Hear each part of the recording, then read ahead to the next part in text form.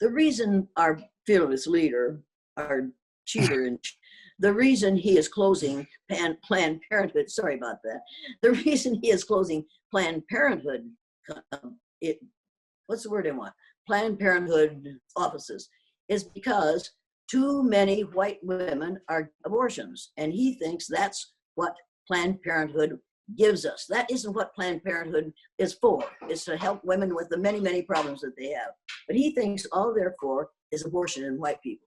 When in 1987, when the book The Birth Dearth was written, and that's the word, that plus the writings of Adolf Hitler are what this man is basing his governmental policies on. In 1987, 60% of the fetuses that were aborted every year were white. Then we started closing Planned Parenthood clinics. In 2018, only 39% of the aborted fetuses were white.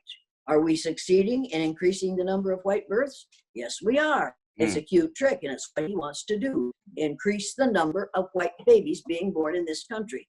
The whole thing is so ludicrous and based on a lie. We should have gotten over it a long time ago. But it's hard to get over if, when you go to church and pray about it, and you hear the preacher standing in front of a white male on the cross. Now, the Bible says that Jesus had kinky woolly hair, animal-like hair, and feet of bronze. And now we know that he was an Ethiopian Jew. Well, if you're from Ethiopia, the chances are pretty good that you ain't pink. Is it fear, envy, or ignorance that fuels this fire that they just refuse to let go of? It is ignorance, and people like Donosaurus T. Rump, or whatever you want to call him, keep encouraging and inciting fear in people so that they will fear people of color. He wants to build a wall on the southern border of the United States so he can keep those brown-skinned people out, because he has said several times, we've got to keep out here because brown-skinned people reproduce too freely. Too many brown-skinned people is going to really kill the number of the people who have power in this country. This is all about racism. Make no mistake about that. If we can keep you afraid of, for instance, that ignorant white female with her dog called the cops to come and stop the black man in the park who was a bird watcher who asked her to leash her dog. And she called the police and told them, I think he's going to attack me. He's attacking me. Please send someone out. They sent a patrol car out to put a stop to a black man who was asking a pale-faced woman to leash her dog. Now the signs on the park said, leash your dog.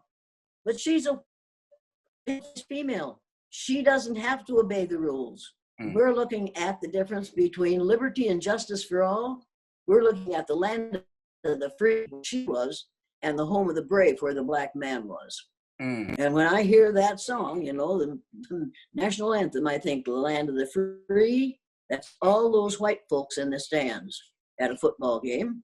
And the home of the brave, that's those black males on the field who are willing to get their brains beat out in order to make enough money to keep them in their old age. That's the land of the free and the home of the brave.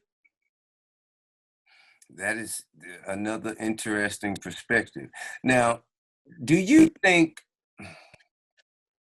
the experiences that you have replicated over the years, do you think that they were like received well, or the point went across so good because did it resonate more because it was told through the eyes of children? It didn't resonate well each time I did it. I have been called every name you could possibly call. My mother kicked me out of the family after my father died. I lost all my friends. My kids lost all their friends. My kids were beaten and spit on and abused, verbally, physically, and physically, because they had what to this day is called an N-word lover for a mother. That did not resonate well. The majority of the United States who agreed with what I did were smart enough to maintain a low profile, keep your head down. And that's what a number of teachers in that system did. They get along to get along. But then several years after I did that exercise, one of the parents of the kids of the child in that class stopped me and on the street in Osage and said, "We've been wanting to talk to you for years. We are sorry that we didn't stand up and defend you against the kinds of things that were being said about you. But I said, wait a minute, you don't have to apologize for that. You had to live in that community and you had to get along with those folks.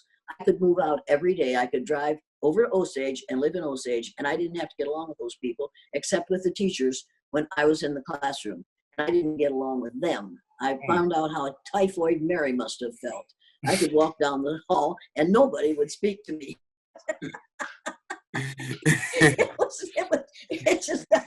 It got to be so comical. I could ruin their day just by walking into their classroom because they were afraid somebody would see me in there and they'd think that teacher in whose room I was thinking like Jane Elliott. So they couldn't have that happen. It was just a scream. My father said one night after I complained about what was happening, he said, "Jane, just keep smiling. They'll wonder what the hell you're up to." So I'd smile and I'd laugh and I'd chuckle all the way down the hall. And they had to be wondering, why isn't she bothered? I was hating her. What's the matter with this woman? Must be crazy. Well, we knew she was crazy. Look what she did with those poor little children. And I'd laugh and walk away. Because my kids learned something that their teachers didn't know.